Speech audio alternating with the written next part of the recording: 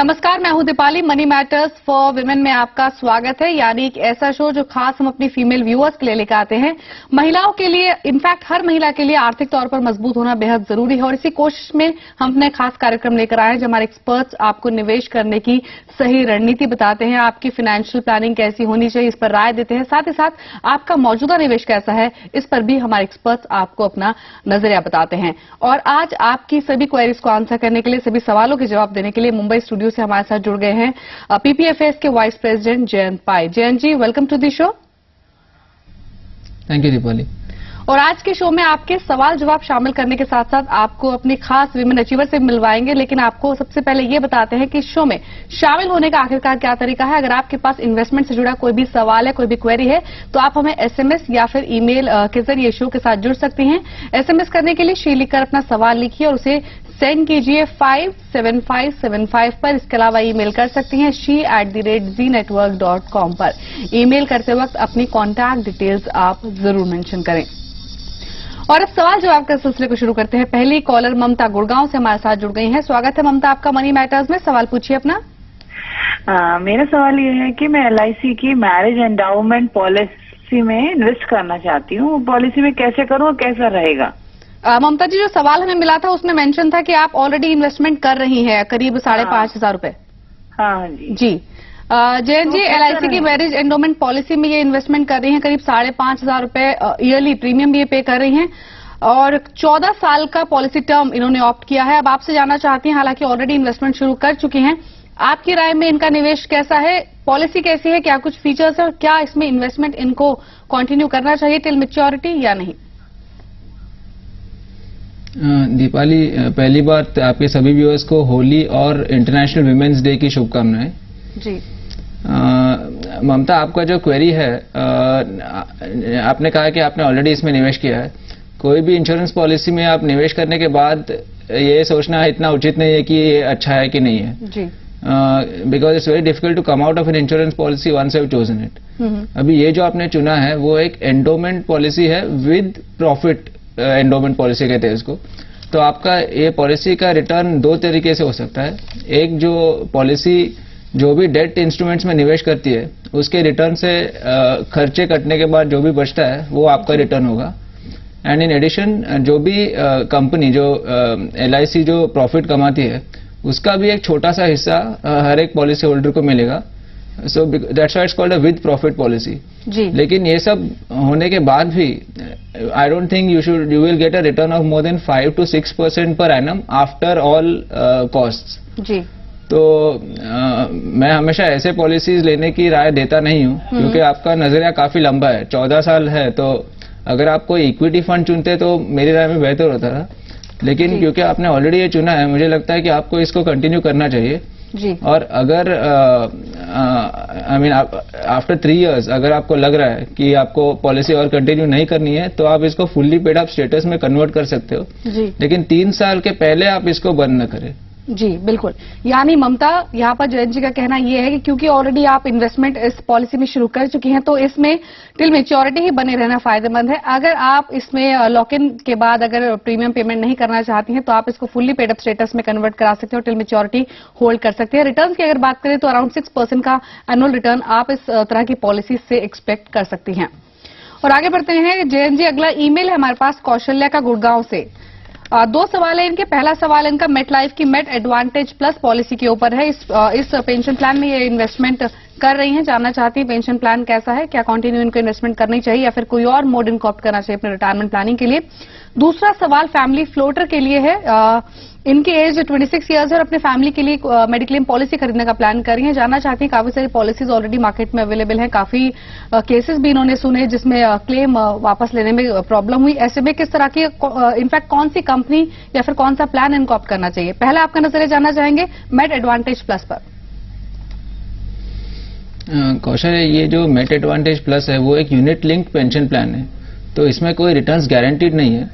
इसमें 7 तरीके के अलग इन्वेस्टमेंट ऑप्शंस हैं और यूनिट होल्डर के ऊपर यह निर्भर है कि वो कौन सा ऑप्शन वो चुनते हैं और आपका रिटर्न उसी पे निर्भर होगा कि आप विच ऑप्शन यू चूज। अब ये सातों में there are options which have से 95 to 100% of debt and also up to 90% equity. तो मेरी राय में अगर, क्योंकि लंबे समय के लिए आप निवेश कर रहे हो, मुझे लगता है कि आप जितना भी जो भी हाईएस्ट इक्विटी कंपोनेंट वाला जो ऑप्शन है वो आप चुने।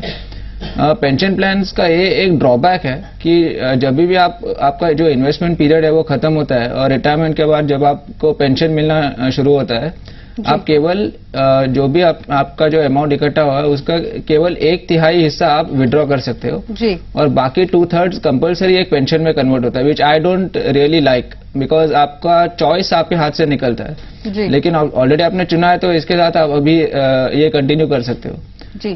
दूसरा आपका जो मेडिकल पॉलिसी का जो सवाल है, क्योंकि आपको फैमिली फ्लोटर चाहिए। फैमिली फ्लोटर का एक फीचर है कि जो भी ओल्डेस्ट मेंबर है the premium will be based on that, and second you have to look at is don't just go by low premium.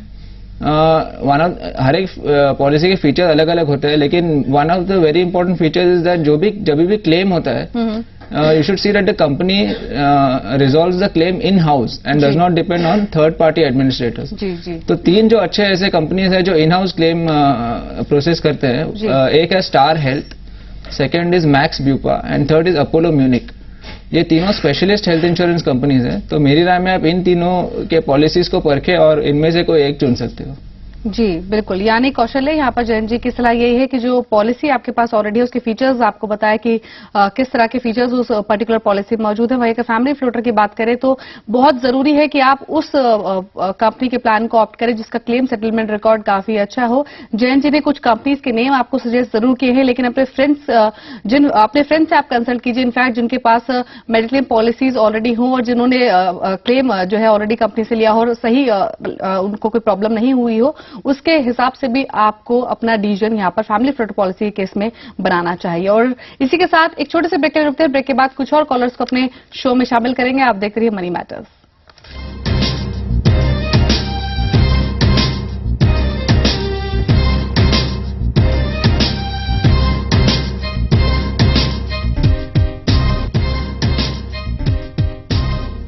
Money matters में एक बार फिर आपका स्वागत है और आपकी कॉल्स शामिल करने से पहले एक बार फिर इस शो में शामिल होने का तरीका आपको बता देते हैं। अगर आपके पास इन्वेस्टमेंट से जुड़ा कोई भी सवाल है, कोई भी क्वेरी है, हमारे एक्सपर्ट्स की आप राय लेना चाहती हैं तो एसएमएस कर सकती हैं। शी लिखकर अपना सवाल लिखिए और सेंड कीजिए 57575 पर। इसके अलावा ईमेल कीजिए she@znetwork.com पर। ईमेल करते वक्त अपनी कॉन्टैक्ट डिटेल्स आप जरूर मेंशन करें।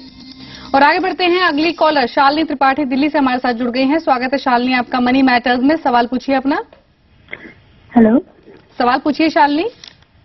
मैंने पीएफ में 30,000 पर ईयर और इंश्योरेंस में 18 + 24,000 पर ईयर जमा कर रही हूँ जी। और मैं पर मंथ 3,000 इन्वेस्ट करना चाहती हूँ, तो मेरे लिए कौन सा एसआईपी बढ़िया होगा? जी, आपका जो नजरिया है वो कितना लंबा है? म्यूचुअल फंड्स में जो एसआईपीज आप करना चाहती है कितने 10 समय? years। जी 10 years। जी जयंत जी, शालिनी ने अपना मौजूदा इन्वेस्टमेंट तो बताया ही, पीपीएफ वगैरह इनके पास ऑलरेडी है। इसके अलावा करीब 10 साल का नजरिया इनका है और 3 to 5,000 पर मंथ इन्वेस्टमेंट करने का प्लान कर रही है म्यूचुअल फंड्स में। जानना चाहती हैं, फर्स्ट टाइम बिगनर है म्यूचुअल फंड्स में, तो तरीका क्या होना चाहिए यहाँ पर इन्वेस्टमेंट का, किस तरह से अप्रोच करें, और दूसरा ये कि कौन से फंड्स इनको ऑप्ट करने चाहिए निवेश के लिए?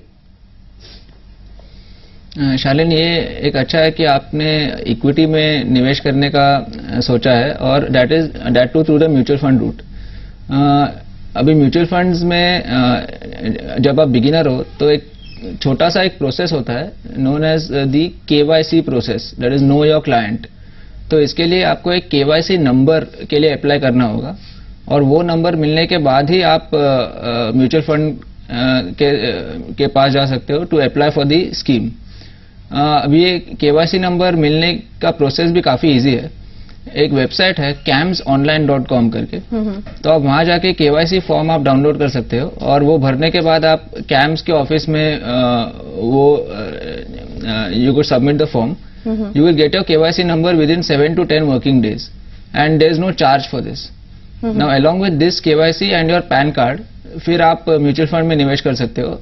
अभी निवेश करने के 3 अलग अलग जरिए हैं, आप कोई भी एक चुन सकते हो। One is through an agent, second is कई म्यूचुअल फंड्स के वेबसाइट्स होते हैं जिनसे आप ऑनलाइन कर सकते हो, and third option is online mutual fund portals. जी, अगर आप किसी एक के साथ आप रजिस्टर करोगे तो through them you can invest in several different mutual funds.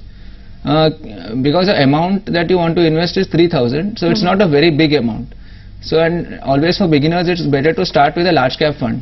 तो आप ये 3,000 पर महीना आप कोई एक ही लार्ज कैप फंड में निवेश करेंगे तो भी काफी है. जी. 2-3 अच्छे ऑप्शंस है. एक है DSP टॉप 100, थर्ड है HDFC सेंसेक्स प्लस एंड तीसरा है फ्रैंकलिन ब्लू चिप. जी. तो इन तीनों में से आप कोई एक चुन सकते हो. जी. अगर आप 5,000 निवेश कर सकते हो तो you could choose 1 large cap and 1 mid cap fund. In large cap तो ये सेम जो मैंने नाम लिए हैं, और मिड कैप में एक HDFC मिड कैप अपॉर्चुनिटीज एक अच्छा फंड है. जी बिल्कुल. यानी शालिनी म्यूचुअल फंड्स में इन्वेस्टमेंट किस तरह से आपको करना चाहिए, सारी डिटेल्स यहाँ पर जैन जी ने आपको बताई. रही बात कौन सा फंड आपको चुनना चाहिए, तो यहाँ पर आपके पास 2 ऑप्शन है. अगर आप 3,000 पर मंथ इन्वेस्टमेंट करने का प्लान कर रही हैं तो कोई एक फंड आप ऑप्ट कर सकती है लार्ज कैप कैटेगरी का. 2-3 नेम्स यहाँ पर बताया, DSPBR टॉप 100 है, फ्रैंकलिन इंडिया ब्लू चिप है. इसके अलावा अगर आप 5,000 पर मंथ इन्वेस्टमेंट करने का प्लान कर रही हैं तो 2 कैटेगरी के फंड्स आप चुन सकती है, एक लार्ज कैप फंड, एक mid cap fund. Mid cap category में HDFC mid cap opportunities, IDFC premier equity, कुछ फंड्स हैं जिनको मिलाकर अपना पोर्टफोलियो आप तैयार कर सकती हैं. और आगे बढ़ते हैं. अगली कॉलर मीनाक्षी जालंधर से हमारे साथ जुड़ गई हैं. स्वागत है मीनाक्षी आपका मनी मैटर्स में. सवाल पूछिए अपना.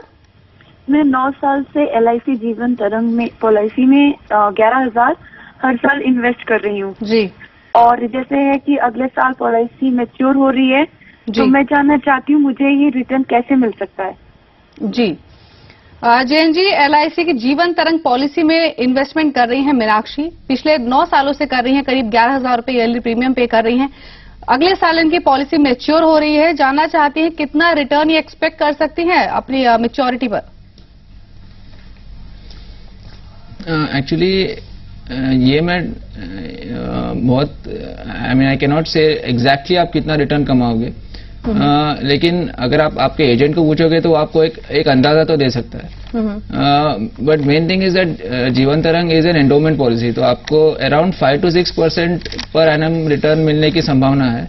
वैसे भी क्योंकि आपका केवल एक ही साल बाकी है, आपको हर साल अगर कोई इन्वेस्टमेंट स्टेटमेंट अगर मिलता होगा कंपनी से, तो आपको ऑलरेडी आज तक जितना अमाउंट जमा हो गया है वो उसका तो आपका अंदाजा होगा. To that you add a small amount for the last years return. जी.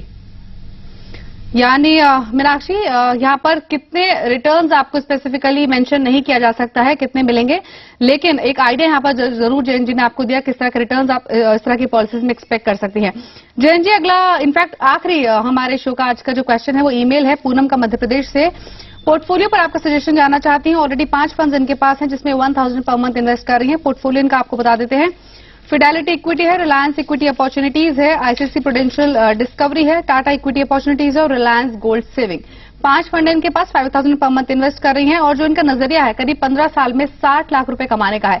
जानना चाहती हैं पोर्टफोलियो में बदलाव की जरूरत है और साथ ही साथ क्या इस पोर्टफोलियो से 15 ईयर्स में अपना टारगेट अचीव कर पाएंगे 60 लाख का या नहीं. एक्चुअली पूनम, आपका फंड सिलेक्शन ठीक है, लेकिन मुझे लग रहा है कि आपके जो एक्सपेक्टेशंस है वो थोड़े ज्यादा है. अभी Reliance gold saving is putting itself fund of funds जो उनके गोल्ड ETF में निवेश कर रहा है. भले ही गोल्ड ने लास्ट 1-2 साल में अराउंड 15% के ऊपर रिटर्न दिया है, लेकिन इसका average return over the last से 25 ईयर्स अराउंड 8% पर एनम. तो I have taken the same estimate, and अगर आप 8% पर एनम एवरेज कमाओगे तो आप अराउंड 3.5 लाख उसमें जुटा सकते हो. एंड आपके जो बाकी फंड्स है, equity funds, if you assume a return of 11% per annum, तभी आपको अराउंड 18.25 लाख आप उसमें जुटा सकते हो. So total amount you will accumulate is around 21.5 lakhs, which is well short of the 60 lakhs that you are hoping for. जी. अगर आपको 60 lakhs कमाने हैं तो आपको आपका SIP का अमाउंट बढ़ाना होगा to around 16,000 per month, so which is 4 times what you're currently doing. जी. यानी you could do it in the same funds if you want. जी बिल्कुल. यानी पूरा मौजूदा पोर्टफोलियो आपका सही है, फंड सिलेक्शन आपका सही है, यहाँ पर किसी बदलाव की जरूरत नहीं है. लेकिन टारगेट की अगर आपकी बात करें जो 60 लाख का आप अचीव करना चाहती हैं वो मौजूदा पोर्टफोलियो से नहीं कर सकती हैं. इस टारगेट को अचीव करने के लिए आपको अपना इन्वेस्टमेंट बढ़ाना होगा करीब 12,000 रुपए तक. अगर आप ये इन्वेस्टमेंट बढ़ाती हैं तो जो मौजूदा फंड है इनमें ही आप अपना निवेश की राशि बढ़ा सकती हैं. और आज इतने ही कॉलर्स अपने शो में शामिल कर पाएंगे. शुक्रिया जयंत जी सभी कॉलर्स की क्वेरीज को आंसर करने के लिए, शो के साथ जुड़ने के लिए. थैंक्स दीपाली. और इसी के साथ एक छोटे से ब्रेक के लिए रुकते हैं. आप कहीं मत जाइएगा क्योंकि ब्रेक के बाद हम आपको मिलवाएंगे आज की हमारी खास women achiever miss India World 2011 कनिष्ठा धनकर से. एक छोटे से ब्रेक के बाद.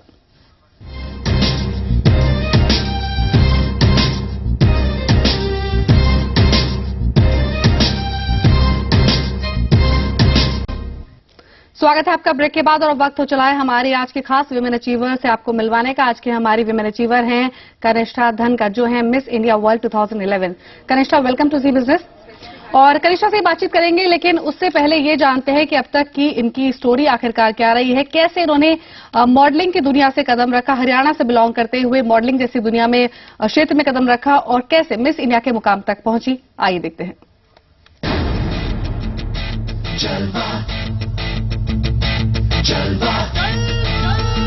Yo, blaze up the walk, light it up to the beat. Come on, Jalva. Give it to me, Jalva. Give it to me, Jalva. Gorgeous with attitude and every latitude. Miss Hot Booty, come on, baby, do your duty. Miss India बनने का सपना हर लड़की देखती है। कुछ लड़कियां इस सपने को सच कर पाती हैं और कुछ इसे हसीन ख्वाब समझकर भूल जाती हैं। लेकिन इन्होंने ये कर दिखाया है। जी हाँ, हम बात कर रहे हैं मिस इंडिया वर्ल्ड 2011 कनिष्ठा धनकर की। मिस इंडिया खिताब जीतने वाली कनिष्ठा हरियाणा के छोटे से गांव कसनी से बिलोंग करती हैं, यानी एक ऐसा प्रदेश जहां लड़के लड़कियों में बड़ा भेदभाव किया जाता है। लेकिन किसे पता था कि एक दिन ऐसा भी आएगा जहां इसी प्रदेश की लड़की खुद को साबित कर देगी और गर्व से कहेगी, daughters can also be achievers. Kanishtha बचपन से ही मिस इंडिया बनना चाहती थी, इसीलिए इन्होंने 2007 में मॉडलिंग की दुनिया में कदम रखा। खूबसूरत चेहरे के साथ आकर्षक कदकाठी का इन्हें फायदा मिला और इन्होंने Lakme fashion week, Wills lifestyle India fashion week समेत कई रैंप शोज किए। साल भर मॉडलिंग की दुनिया में खुद को तराशने के बाद इन्होंने मिस इंडिया 2011 में हिस्सा लिया और आखिरकार मिस इंडिया वर्ल्ड के तौर पर अपनी जगह बनाने में कामयाब रही। इतना ही नहीं, कनिष्ठा ने miss catwalk, beauty with a purpose, miss sexy legs, best skin, natural beauty समेत 5 सबटाइटल भी जीते। इनफैक्ट पेजेंट हिस्ट्री में इतने सारे सबटाइटल जीतने वाली कनिष्ठा पहली कंटेस्टेंट है।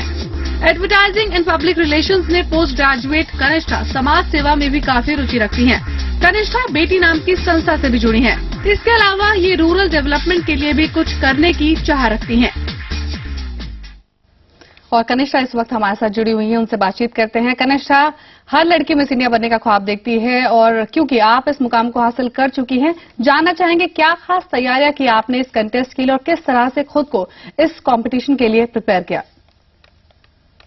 मिस इंडिया बनने के लिए बहुत तैयारियां करनी पड़ती है। It's not very easy. So before the pageant obviously बहुत सारे महीनों के लिए I was working out and I was training, I was also taking like lessons in just like making yourself aware, keeping up with the news, क्या हो रहा है around you. It's very important that you don't only look good, but you also fit the part and you're intelligent. So because it's not only about beauty, it's about beauty with brains. जी बिल्कुल। कनिष्ठा, आप हरियाणा से belong करती है, जहां आमतौर पर लड़कियों को लड़कों के मुकाबले कम बढ़ावा मिलता है। ऐसे में जानना चाहेंगे कि आपको आपके परिवार का पूरा साथ मिला? Yes, my family is the reason why I think मैं यहाँ जहाँ पे हूँ मैं उनकी वजह से हूँ, because of my family, because I don't think कि family support के बिना कुछ हो पाता है, because I think they're the people who are always the reason for my confidence and self-belief, and I want to thank them for this. जी बिल्कुल, family support बहुत important होता है, इनफैक्ट हर लड़की के लिए। कनिष्ठा भाई, मिस इंडिया कंटेस्ट से पहले आपने करीब साल भर मॉडलिंग की, आपने कई फैशन शोज किए, रैंप शोज किए। क्या आपसे जानना चाहेंगे क्या मॉडलिंग में पहले से होना आपके लिए मददगार साबित हुआ खुद को मिस इंडिया के लिए प्रिपेयर करने के लिए? Yes, definitely. I think the fact that I won't call it a trained model, but I think the fact that I had modeled before, it definitely helps because it makes you aware of yourself. जैसे अगर आप पहली बार ramp पे जाओगे तो आपको नहीं पता होगा कि how you're supposed to feel or how you're supposed to walk. But I think with experience, everyone becomes good at everything. And I think I did have an edge over the other girls because I had worked previously. But लेकिन मैं ये भी कहना चाहूँगी, that was also because of me, because I wanted to do it. So it wasn't like it was unfair on any level. It was all my hard work eventually. So I think that's what paid off. जी बिल्कुल। वहीं कनिष्ठा, miss India का मतलब यानी beauty with brains, सभी जो हमारी female viewers हैं, in fact जो लड़कियां हैं, एस्पायरिंग लड़कियां हैं, जानना चाहती होंगी जरूर आपसे कि आपकी ब्यूटी का क्या राज है, कैसे अपनी खूबसूरती का आप ख्याल रखती हैं? I think it's a lot of water and a lot of great products that are out in the market. So I think, but for me it has to be a lot of what is on the inside, like eating healthy, working out, making sure you're sweating and drinking a lot of water. बिल्कुल कनिष्ठा, क्योंकि हमारा ये जो show है financial personal finance से जुड़ा show है, in fact show का नाम ही मनी मैटर्स फॉर विमेन है। आपसे जानना चाहेंगे आखिरकार महिलाओं के लिए फाइनेंशियली इंडिपेंडेंट होना कितना जरूरी है? I think for any woman, it's important to be financially secure. Like I said, we all have needs like jewelry, shopping, clothes, makeup, and otherwise as well, just to lead a healthy and happy life, it's important to have financial security. जी बिल्कुल, healthy और अच्छी जिंदगी जीने के लिए भी financial independency बहुत जरूरी है। बहुत बहुत शुक्रिया कनिष्ठा, समय निकालने के लिए, हमारे शो के साथ जुड़ने के लिए। और इसी के साथ फिलहाल मनी मैटर्स फॉर विमेन में इतना ही। आप देखते हैं जी बिजनेस, आपका फायदा। नमस्कार।